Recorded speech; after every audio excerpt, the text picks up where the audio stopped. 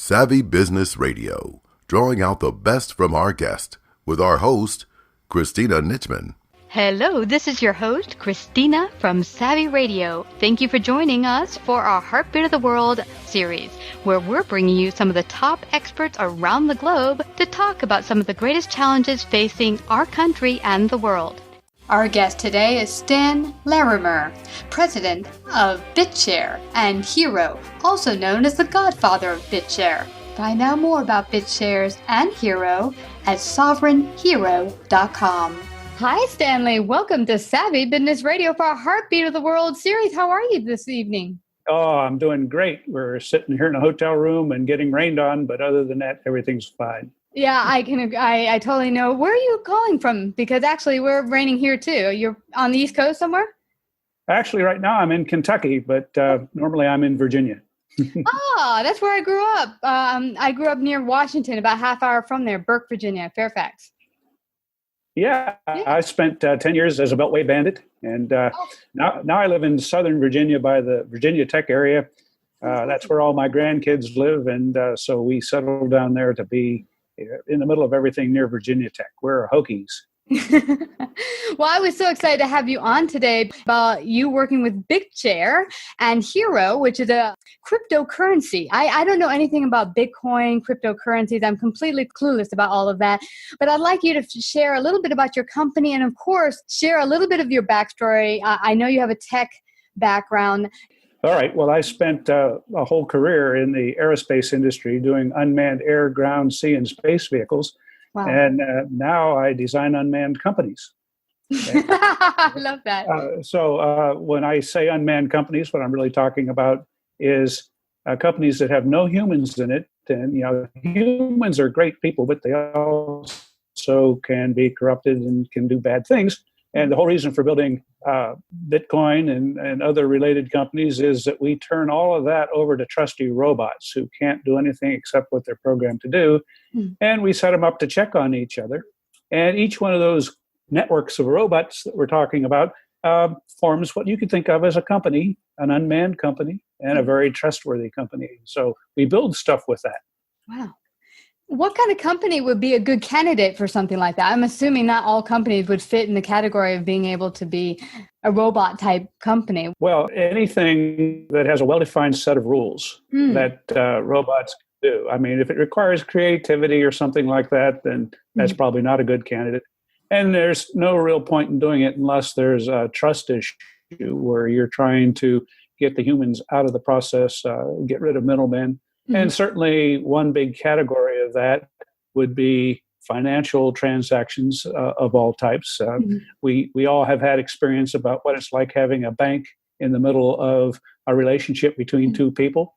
I've had experiences in the past where I've had a deal where I said, I'm going to send you a payment. And I go to the bank and the bank says, well, I'm sorry, but it's going to be 3 days before we can do it. And oh, wait a minute, there's been a delay. And when it gets there, then the other person can't get it out until it's set there and aged for a while. And all of that kind of stuff gets in the way of our relationships with each other, because now I tell you, well, the check's in the mail, and you say, did I just say that as an excuse, or is it really the bank's fault? More and more people are beginning to understand it is the bank's fault. And these bad companies allow us to deal with each other directly and don't need a bank, and therefore have a lot better chance to have honest relationships with each other. Well, I certainly love that. Is there any downside to it? Because how is the money kept? Like, say you today decide, I want to take all of the money that I now currently have and put it into cryptocurrency. What's that look like? Well, if you've used an online checking account, you know exactly how cryptocurrencies work already, digital currencies anyway. The difference is whether they're centralized in a bank ledger. And, when I send money to somebody in a bank, when I wire money, the bank just moves numbers out of one account to another account. So how is it kept? In a ledger. And the difference is in cryptocurrencies, the people keeping the ledger are robots, and they're checking each other, which means that nobody can mess around with what the ledger says. Whereas in the banks, we've seen examples. Let's look at Cyprus.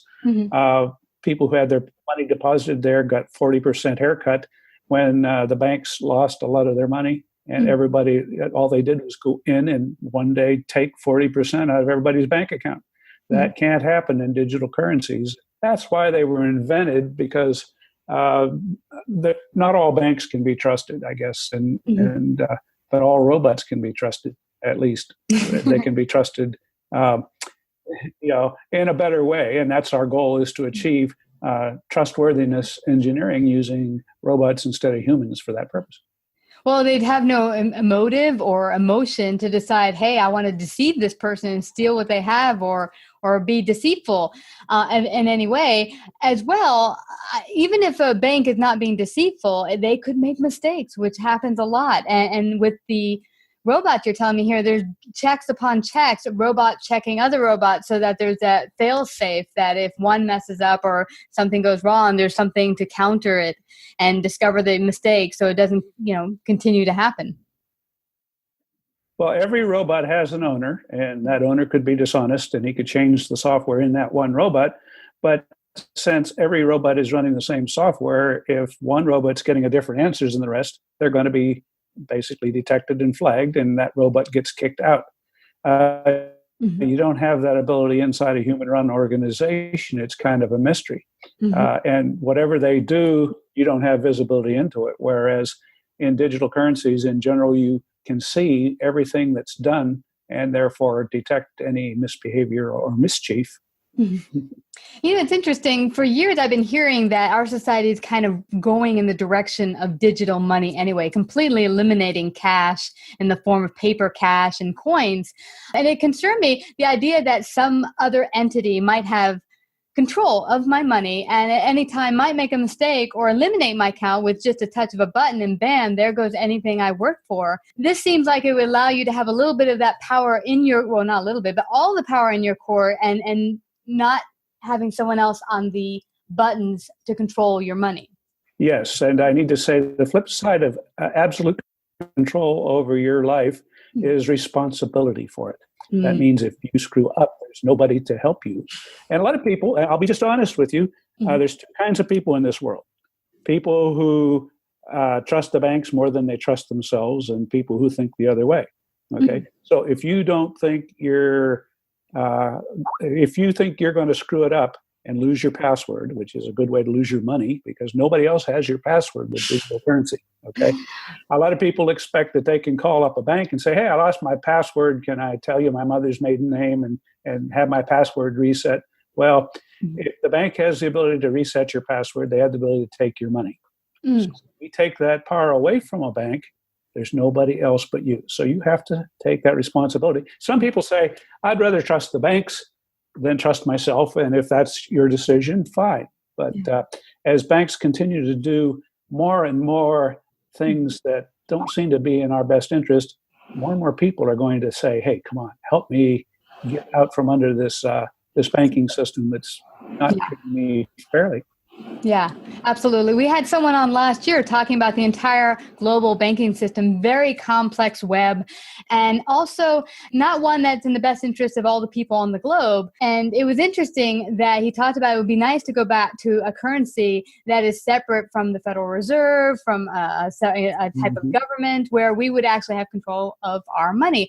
Now, do you see or contemplate that there could be any problems in the future with, say, the government or the Federal Reserve saying, hey, too many people are getting in on this and we want them to be on over here where we can control people? Is that something that could happen, or what's your perspective on that? Boy, did you ever hit the nail on the head with the words, over here where we can control people. Yeah. A few minutes ago, you said they're getting rid of digital cash.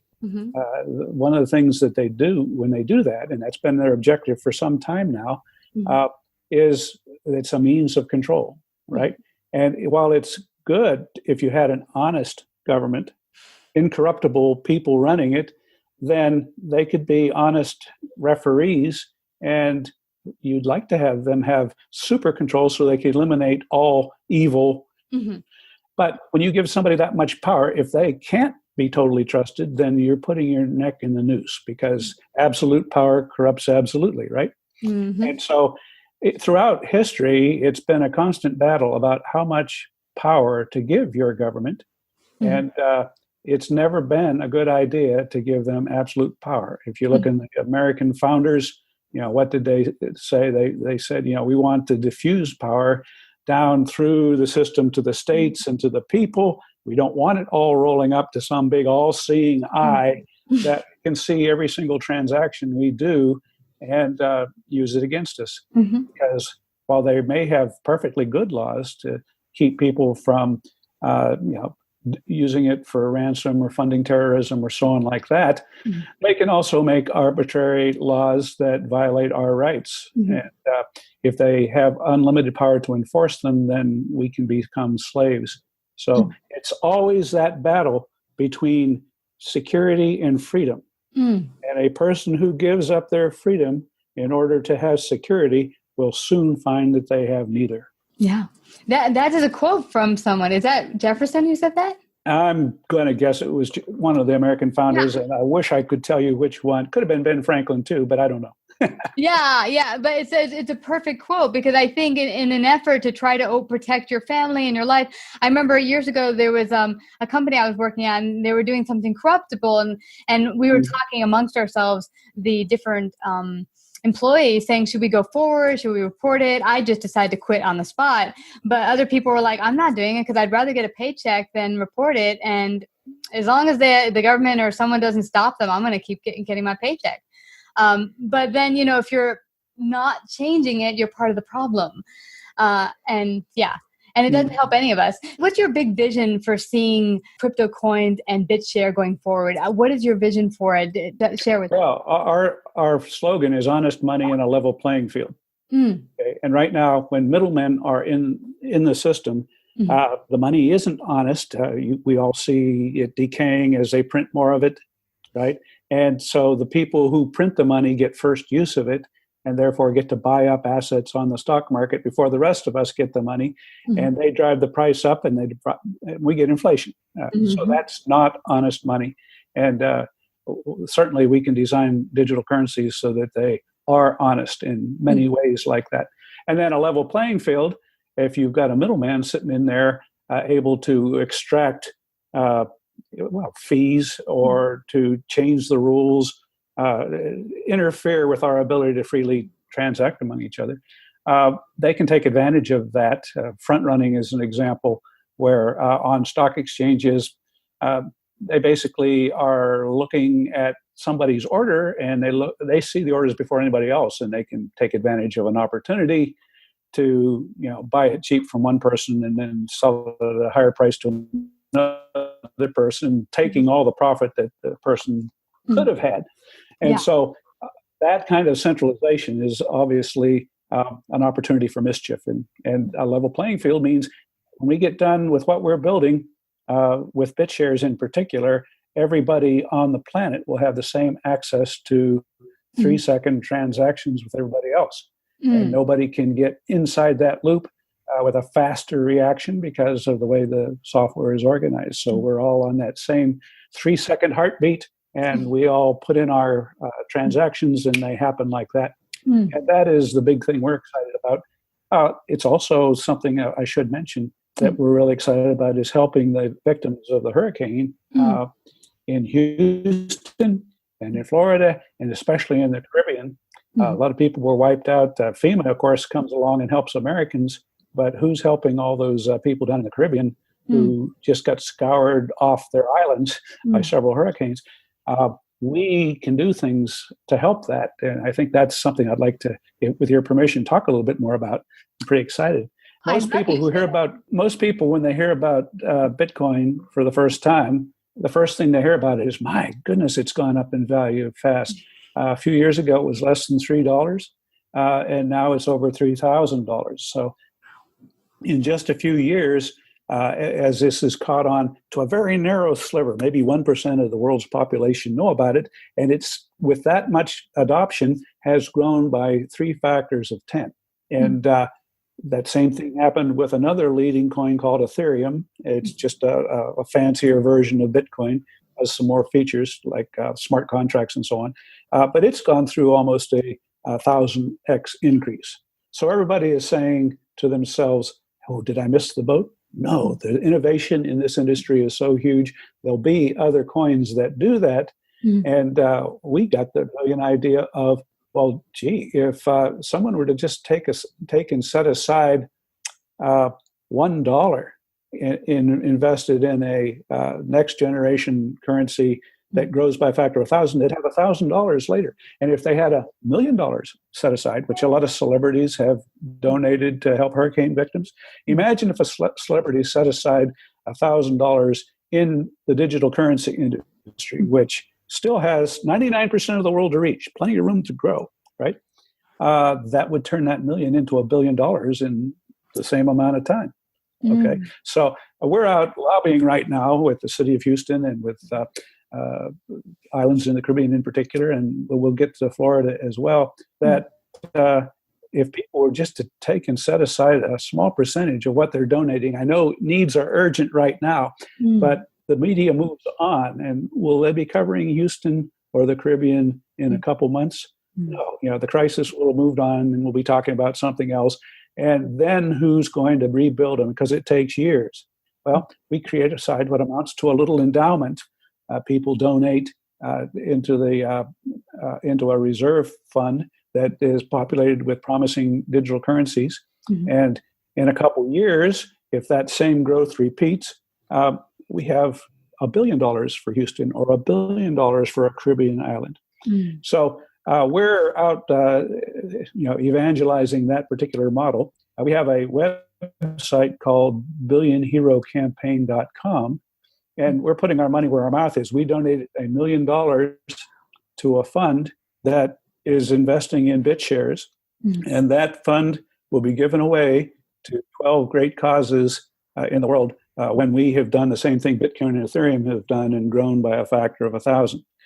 And the reason we're pretty sure that will work is we're encouraging people to help us do that. So instead of letting it grow sort of randomly, organically, as Bitcoin and Ethereum did, we're out saying, hey, everybody, you want to see this work? We're putting up the money. You don't have to pay anything. You can come play a game with us, learn how to use digital currencies at our website. We'll give you free play money that you can try, so there's no risk to you. But whatever you learn gets you voting rights on allocating that $1 billion to 12 good causes. And we're in the process right now of working with celebrities and some good causes to post those up. People can come in and vote and decide on that. In the process, learn how to do it. And if you're going to watch our prize grow from $1 million to $1 billion, what would happen if you put $1 in of your own? It would grow by 1,000, and you'd have $1,000 while you're playing the game.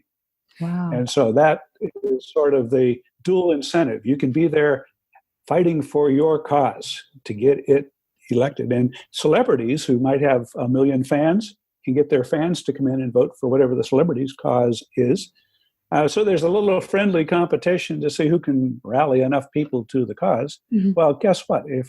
If those people all come and learn how to use digital currencies at billionherocampaign.com, we've just grown it from the narrow sliver that knows about Bitcoin today to maybe 10% of the planet that knows about BitShares and what that can do.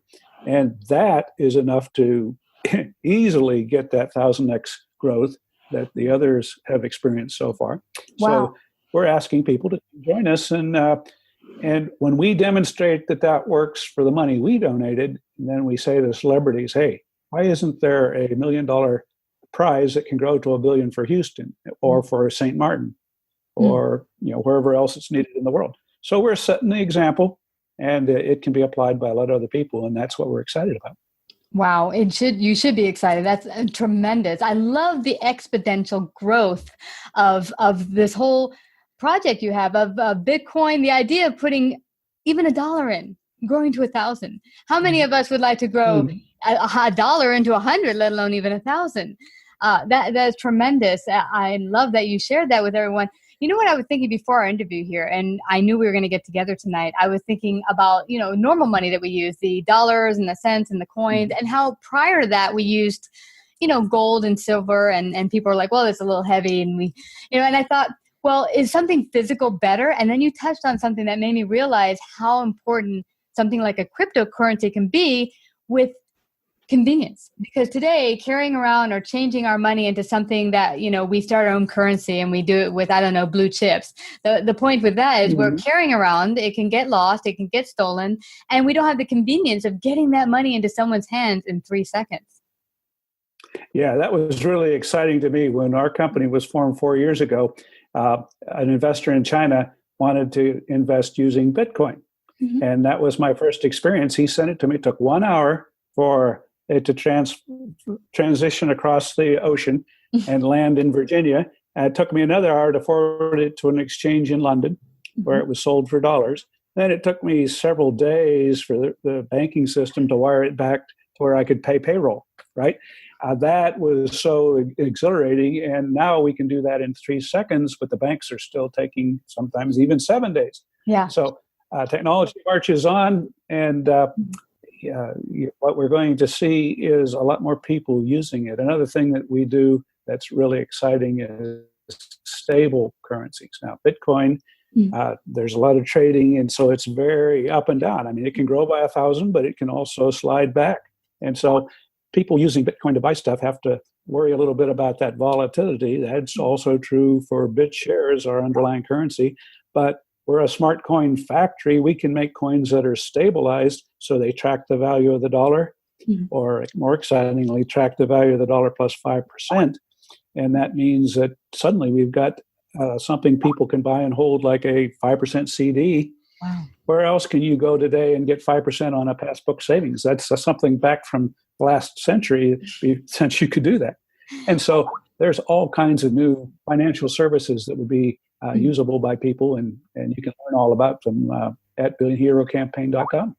I love that. And the Hero is actually what the stable digital coin is called, right? It's called the Hero? Yes, it rhymes with euro and peso, so it's kind of memorable. So we picked Hero, and it's tied into trying to get 1 billion people to join the campaign to produce our own currency rather than having it dictated to us from the big banks and governments down where they make the rules. We can, as people, build up and start adopting and using it. So we have a currency. Instead of inflating, it's going to grow in value and be stable, and nobody can mess with it. So a lot of things going there. And when it gets done, it's no harder to use this stuff than your online checking account. You log into a little screen on your web browser, type in who you want to send it to and how much you want to send them, and hit your carriage return, and boom, 3 seconds later, they've got it.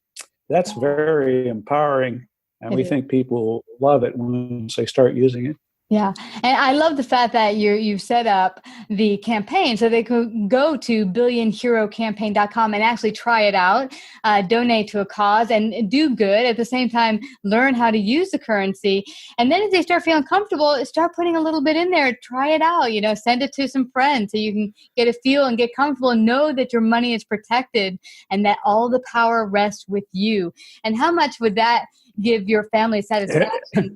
What you've worked for, you're not being taxed. Well, you're being taxed on, but you're not being surcharged up the wazoo all over the place, and someone else, like the bank, is taking their fees.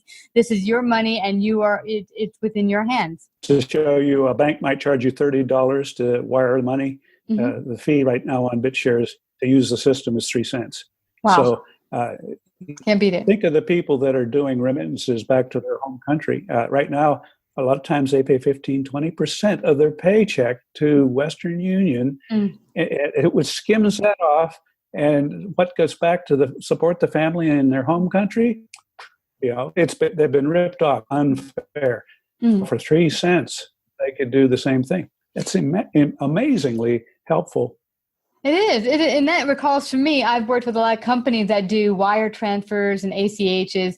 And coming from some countries, they're charged up to $60 for a transfer, of which usually the company who's receiving the money takes the hit. But I'm like, why is anyone taking the hit? I mean, that's a pretty big hit if you're getting a lot of transfers running through banks that these companies are having to pay out. So this is tremendous, and I thank you for coming to share this and your wisdom today on Bitcoin and cryptocurrency. Enlighten me on the whole subject. Everyone, please go to billionherocampaign.com and learn more today. Sure, I just said thank you so much for coming today to share your wisdom on Savvy Business Radio. It was great getting to meet you. Thank you for sharing. All right, I'm pleased to be here, and thank you so much for having me. You betcha. Take care. Find out about our paid sponsorship opportunities or how to become a guest. Call 732-474-7375 or email Christina@savvybusinessradio.com.